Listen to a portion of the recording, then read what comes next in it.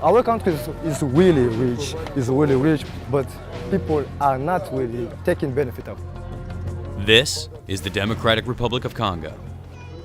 It could be Saudi Arabia, but some of the biggest thieves in the world are in charge here.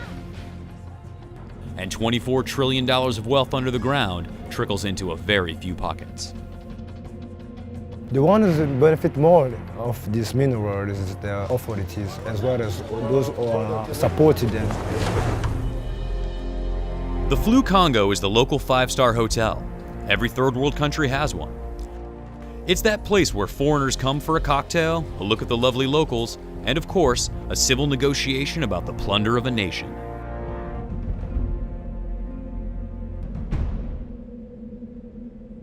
The Flu, that's French for river, is right across the street from the mansion of Joseph Kabila. He is the president, a legitimately elected kleptocratic boy king whose father toppled a 40-year dictator. Nous privilégierons la mise à contribution de nos ressources naturelles pour mobiliser les financements nécessaires à l'industrialisation. And boy does he make those natural resources available. But not to guys like Janique. We met him on the street and he offered to show us his Kinshasa. Nothing's going on in this country. At this time, we don't have power, so there's no way for you to do, work task at all, even to cook. Let me show you. This is the place I'm living. These are my sisters, and she's one is a pupil, and the one that doesn't study because of means. We don't have money to pay for educations. Why is there so much poverty where there is so much potential wealth? One answer came when Vocative was approached by a government tax inspector willing to be interviewed at great personal risk. Vocative agreed to conceal his identity and alter his voice. DRC cannot live without its mineral resources. In east of Congo there is many mining companies, and all of those companies, they earn money and people are still being poor. Our source explained that when the mining companies receive a tax bill, they simply reach out to their contacts in the government, all the way up to cabinet-level positions in the ministries of finance and mining.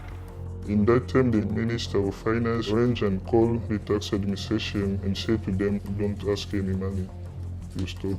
According to our source, only 5% of taxes owed by mining companies are ever collected by the government. This is tax avoid tax evasion.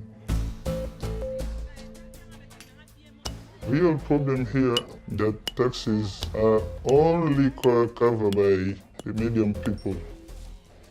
Those powerful men, like ministers, MP, they don't pay any tax anymore. President Kabila's salary is estimated to be over $200,000 per month. Nobody believes that's all he makes. He has filed a tax return only once. So what do you do if you're just a regular guy here? The answer is dig. Dig with your hands. These people, there are men and women toiling in this muck, are like sharecroppers. Find a gram of gold a day and you can pay the basic fee just to work here. Few ever get lucky. Hello, this is African Esquire, and welcome to the Federation of African Liberation. We are a Pan-Africanist organization, and by Pan-Africanist organization, what we mean is simply that we believe that Africans on the continent of Africa and Africans throughout the diaspora, i.e. people of African descent, we all have a common struggle. You can see this clearly whenever you go to different parts of the world where we exist. Whether you're going to the United States, whether you're going to Latin American countries, whether you're going to a European country, whether you're going to an African country, whether you're going to a Caribbean country, you'll notice that wherever we are, wherever we have landed, wherever we have been taken to, we all are facing the same issues of racism, the same issues of white supremacy, the same issues of institutional systemic oppression. And this is no coincidence. When you actually look at the cause of this oppression, you realize that there are global forces that have united for the purpose of exploiting our people and ensuring that they have the benefit over us when it comes to us actually having any type of freedom, us actually having any type of chance at competing in this world. This is all a concerted effort. This is not just one country where this is happening. This is all over the world. And that is what Pan-Africanism means. Simply that we recognize that this is not just our individual fights or individual struggles, but that this is something that happens in common with people of African descent. So now that I gave you that introduction to Pan-Africanism, what I want to talk about today is the issue of what Africans must do moving forward. And more specifically, what is our solution? What is the solution to the state that we're living in? What is the solution to the misery that is being faced, specifically on the continent of Africa? Now, I'm going to talk about this in the frame of the issues of socialism and capitalism. I'm going to talk a little bit about them and why it's imperative that moving forward, the African people adopt an economic philosophy that directly addresses the issues that we face inside of our respective countries. So FAL is an organization, and we seek to reclaim, to retake, and to redistribute Africans' riches for Africans. And when we mean Africa's riches for Africans, we believe all African people have a claim to that, regardless as if you were taken from Africa or as if you still reside in Africa. The fact is that even the people who were taken from the continent of Africa, those are also Africa's resources, because labor was an important resource to the African country. And if you know anything about African labor, meaning the labor of the ancestors who were taken from the continent of Africa, the reason they were taken is because of the commodity that they were. They could be overworked. They could sustain themselves inside of certain climates where other people could not. They could take certain abuses where other people could not. They could even resist certain diseases where other people could not. So we were a commodity in ourselves that were taken from the continent of Africa. Therefore, even though we might not be there, we still have a claim to, as I said, reclaim, retake, and redistribute the resources of the African country. The issue, however, is that Africa is totally occupied by outside forces, which basically restricts us actually making that claim. So we're going to talk about a few things. We're going to start with, just so people understand that Africa is such a rich place, because a lot of people, when they hear Africa, they think about starving people, babies who have malnutrition, walking around without clothes on. These are images that have been shown to us through the media. These are images that have been shown to us throughout history. And the fact is that these images are shown to us because there's a direct effort to mask the potential of Africa from the people in Africa currently, and from those throughout the diaspora who might not feel that they have a direct connection to Africa. Now, this is from worldatlas.com, and it's just a brief description just to give you an idea of the riches of Africa. Each of the 7 continents of the world has diverse natural resources.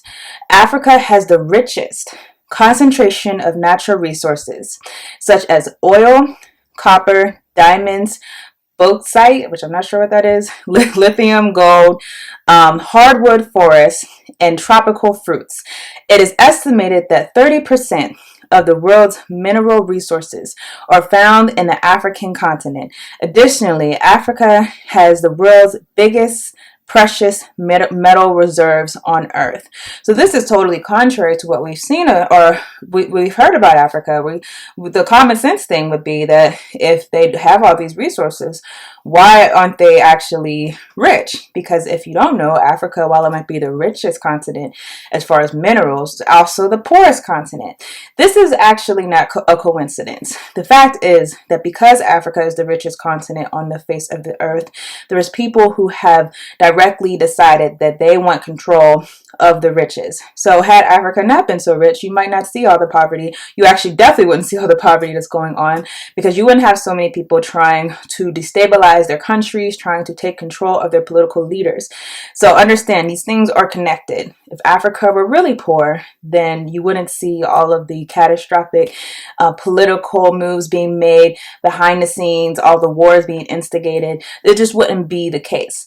So as far as FAL, we believe that the means of production and national resources should be owned and controlled collectively by the masses, rather than under the control of a small group of individuals who enrich themselves at the expense of this mass.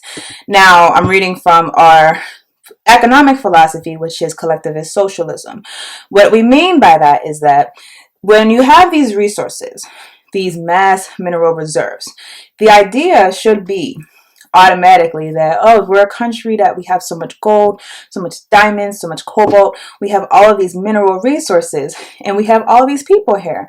Why not try to do something with these resources to ensure that the people who actually reside here, the people who actually work here, the people who call this their country, their nation, the people who go to war on behalf of this nation, why would we not try to share the benefit of having these rich mineral deposits actually here? And that's the common sense thing. However, this is not what has been played out in Africa. Instead, there has been direct efforts to not benefit the mass, but to give handouts to a few people. And these few people are willing to basically betray the mass of the people. So we advocate for what we call collectivist socialism. What we mean by collectivist socialism is that we believe in collectivism, that the individual should not be prioritized over the collective. This is an African principle. This is an African trait. Whenever you look at African history, the idea that capitalism has taught our people that it's all about me. I'm about to spend my money. I'm about to do what I have to do to take care of mine. It's about me and my family, me and mine, me and mine. I don't really care about my neighbor all like that. I mean, if you get good, you get yours, cool, good for you. I'm happy for you. But bottom line, it's about me and mine. We have to understand these are mentalities that were taught to us on purpose by the same capitalist system that tricked us into feeling like we were going to benefit from this mindset. So there's a reason why we feel this way. There's a reason why we look at the individual and not at our community, why we don't try to do something that benefits all of us collectively. And that is because, again, we've been ingrained with the concept that if I get mine, then that's the most important thing. It's not about you getting yours. And of course, if we were of the mindset of all of us getting something together, that would make it a lot more difficult for outside influencers to actually penetrate our economies and penetrate our natural resources, because instead of us getting handouts from these outside people, we would be concerned with the fact that all of us aren't getting those handouts. Are you going to give all of us money? Are you going to give all of us riches? Are you going to reward all of us? Well, then therefore, if you're not going to do something that benefits all of us, then we're not going to be down with your plan or your business deal or your contract. So this is the short of it, of what we advocate for. And again, we said that we reclaim, that we retake, and that we redistribute. Meaning, when we look at these resources, we look at these riches that are on the African continent, we must, first of all, understand that these are ours. They are rightfully ours. They do not belong to France. They do not belong to Israel. They do not belong to China. They do not belong to the U.S. These are ours. These are things that we have by way of our lineage, that are directly linked to our lineage. This is our homeland. So this idea that we don't have something that God gave our homeland naturally, we can't even access it, this should be asinine. This should be an insult to every single person of African descent. Every single person, regardless of if you're in the diaspora or if you're on the continent. You should see these things and you should be moved. You should be feeling outraged at the fact that these people have a claim to something that they have nothing to do with. The same way that when you look at all of the people who are running for oil in this country, running for oil in that country, and if you have an outsider say, well, we're going to take control of your oil, that would be asinine. Why would you have control of our oil? This is our country. This is our land. That's asinine that you feel like you should have a right to our resources above us. But this is exactly the world that we live in today. This is exactly what we have been handed. This is exactly what has continued on from colonialism. So I'm going to read from an article that was published in 2018 on CNN. And this article basically breaks down what happens inside of certain countries. And in particular, this article is actually about the Democratic Republic of the Congo. And if you know anything about the Democratic Republic of the Congo, you know that while Africa is the richest continent, that as far as the DRC, that's actually the richest country in Africa. So we have, again, Africa is the richest continent minerally, yet the poorest continent. Yet you have the DRC that's actually the richest country in Africa, but it's the poorest country in Africa. So it's the poorest country in the world, although it has the biggest riches in the world. I emphasize again to you, this is not by coincidence. This is actually very intentional.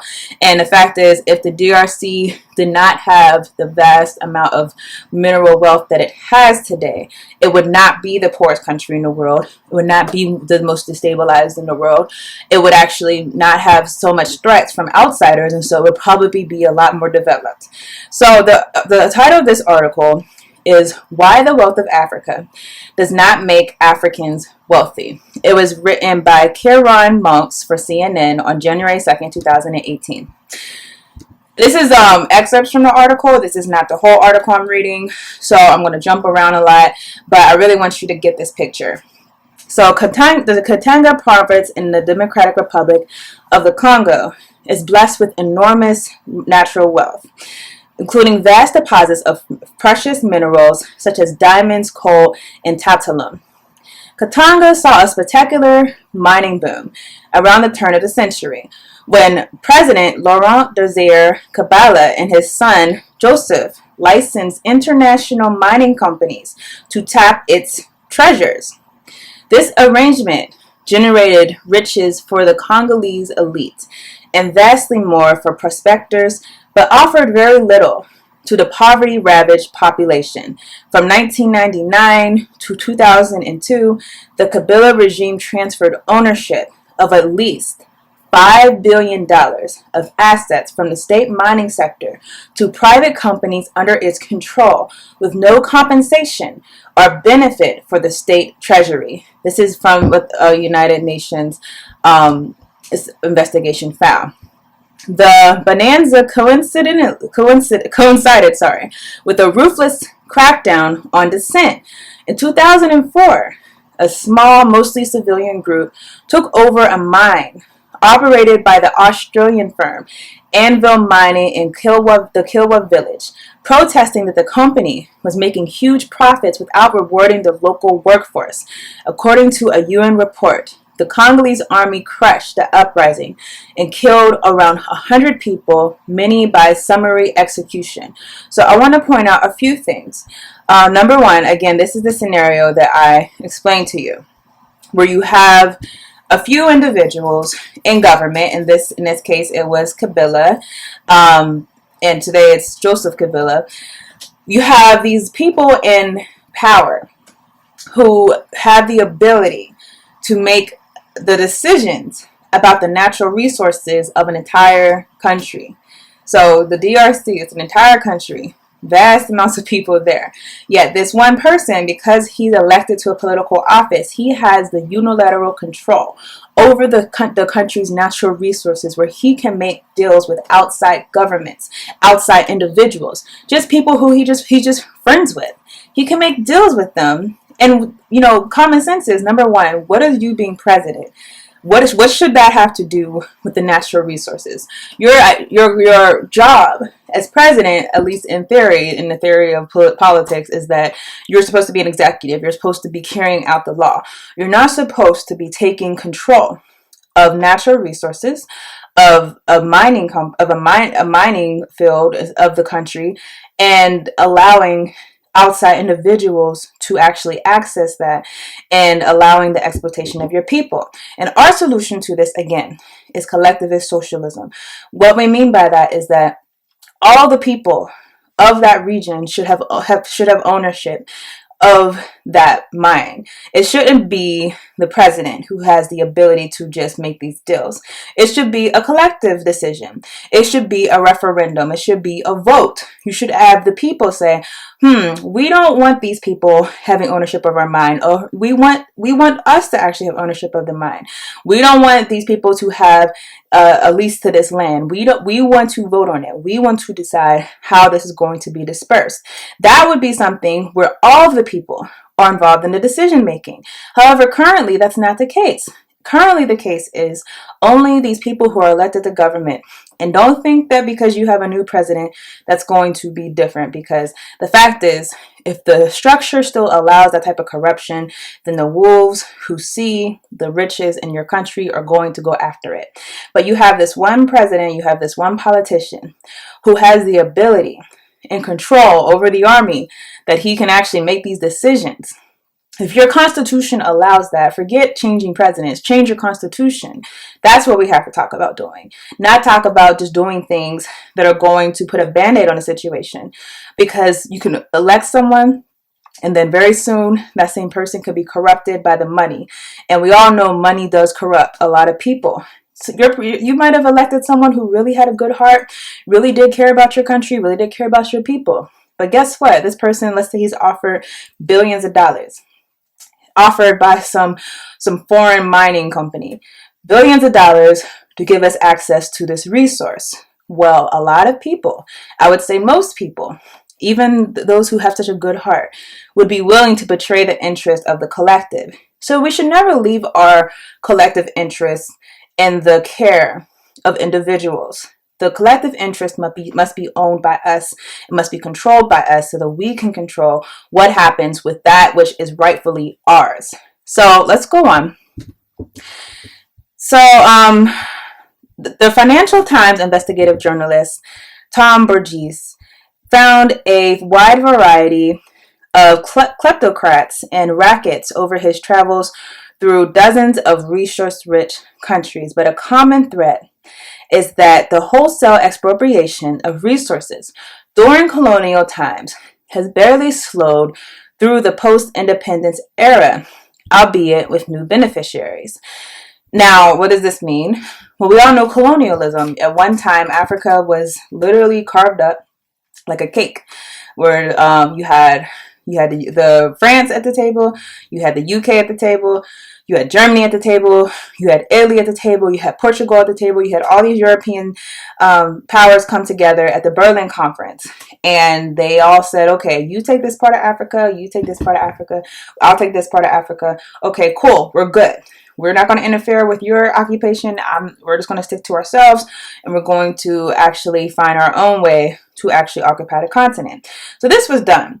And because of that, for decades and decades, these powers felt like they had a direct right to control those what they created as countries, control the colonies, and actually abstract the resources for the benefit of their empire and not for the benefit of the people. And it wasn't even like they were trying to hide that it was for the benefit of the empire. It was very clear that these colonies, you are subject to us, we rule you, and you are here for our benefit. Now, of course, eventually, the conscience of African people woke up. Particularly after World War II, you had a lot of African people who went away to fight for Britain, went away to fight for France, and then they came back thinking that things would be better for them, thinking that they wouldn't be slaves in their own country, thinking that they actually have freedom and be able to have self-determination. But the colonial powers were trying to continue the same arrangement. And because of that, what ended up happening is that a lot of liberation movements occurred. You had a lot of liberation leaders rise up. So leaders like Nkrumah, Lumumba, all of these people rose up and said, no, we want an independent, sovereign country. We don't want to be your subject. So you had the Congo, which was liberated, for a short time. Ghana, which was liberated, all over the place. African countries were getting their independence throughout the 60s and the 70s and even up until the 80s.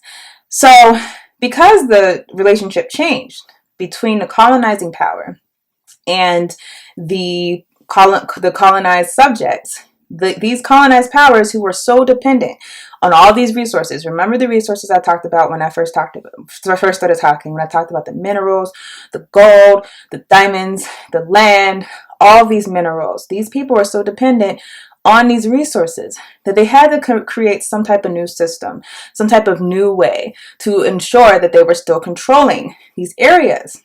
And this is what Kwame Nkrumah called neocolonialism. So I'm saying this to say, understand that Africa is just as colonized today as it was before. It doesn't look the same, not exactly, because you have a black face in control of your country. You have a black president in every African country, just about every African country. You have a black face. So it seems like, oh, well, colonialism is over. However, they've been able to maintain power and maintain control of the economies of those countries. And understand the purpose of colonialism was firstly economic prosperity for the European powers. So if they still control the economies of these African countries, then the colonial relationship isn't broken. That was the main purpose of colonialism. They just found another way to do it. It's very similar to different things that we've seen happen. For example, I'll use the United States as an example. We know that slavery had an agenda. But what happened after slavery? You had the system of Jim Crow that replaced it.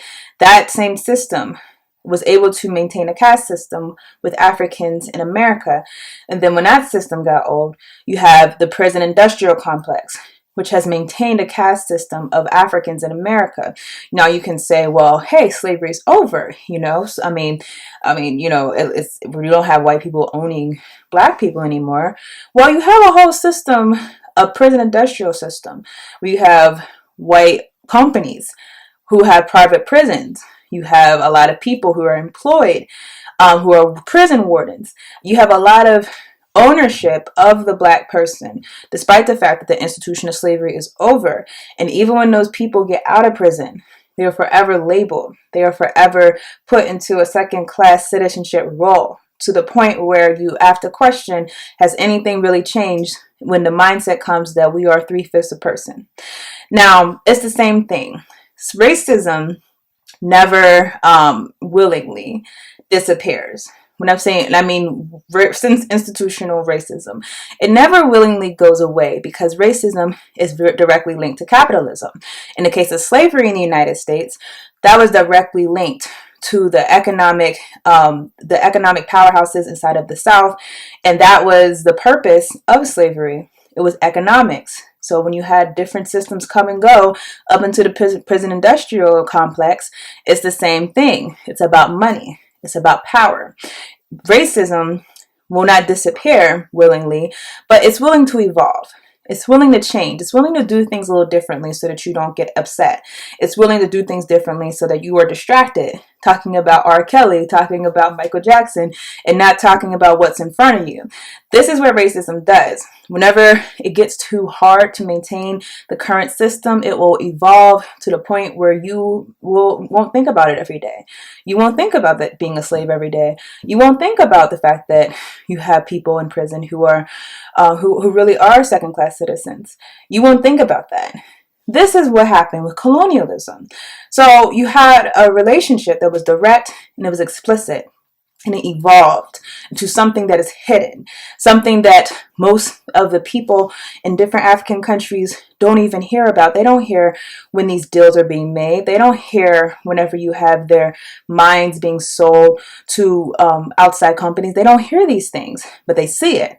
But because they don't see the causal connection between the institutional racism, the white supremacist system, because they see a black face, their black president that they elected as being the recipient of all these goods, they can't see that there's a company, a foreign company behind this president who's actually really getting money. You think your president's rich?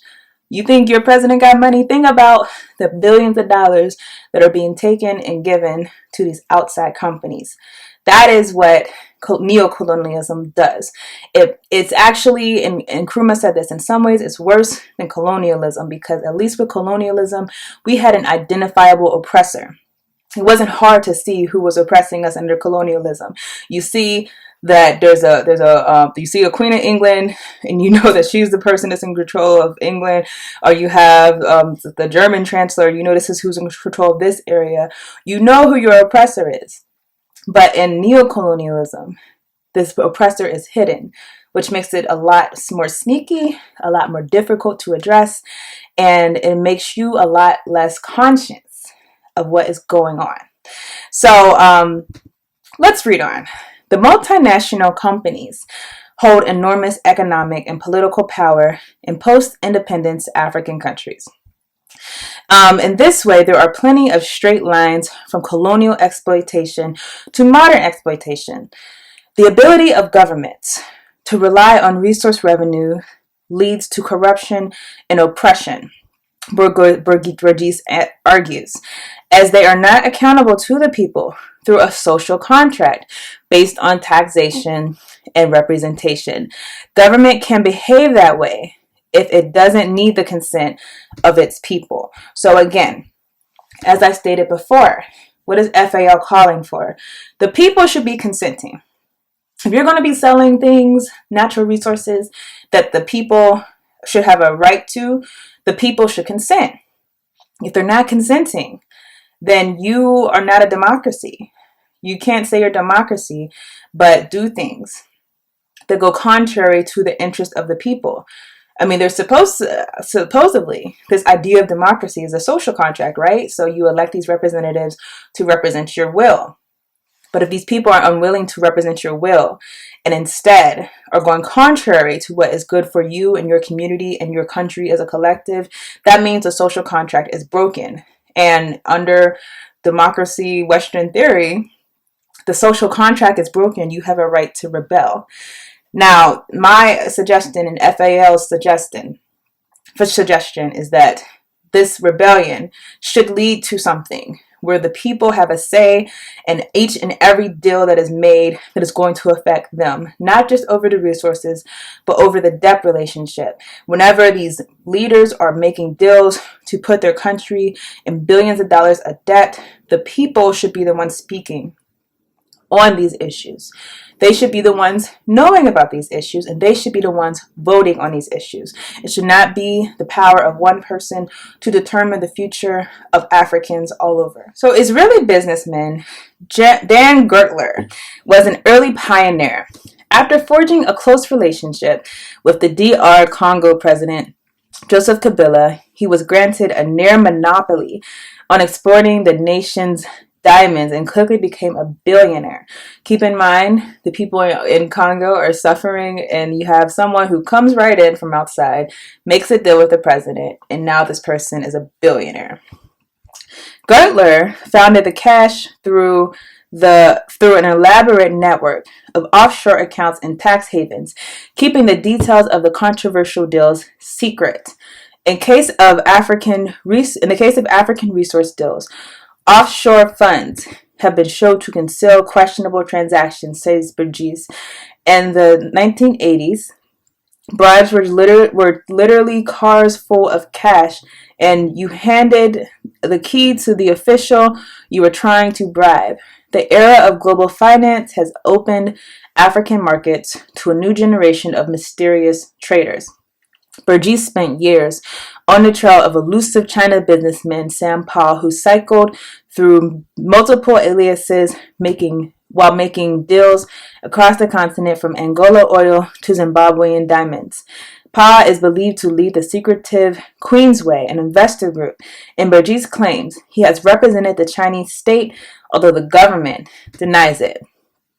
Lastly, the global economy still requires a huge supply of raw materials that originate in Africa, creating an imperative to maintain the existing destructive model. Now, what does this mean? We have to understand that the reason why this has continued, the reason why colonialism never stopped, is because the West has become dependent on the system continuing on as it does. You could be fooled by a lot of these, charitable organizations who want to talk about things like, oh, we need fair trade and all these things. But when we want to talk about actually ensuring that the people have power over their resources and ensuring that they are the ones who determine what happens to their resources and that they are the ultimate beneficiary of those resources. And when you start seeing the effect that would have on the West, that is going to change the conversation from, oh, fair trade to, what do we do to protect ourselves? And this is natural human nature, unfortunately, especially with the mindset that has been ingrained in us by capitalism. Again, capitalism puts the individual above the collective.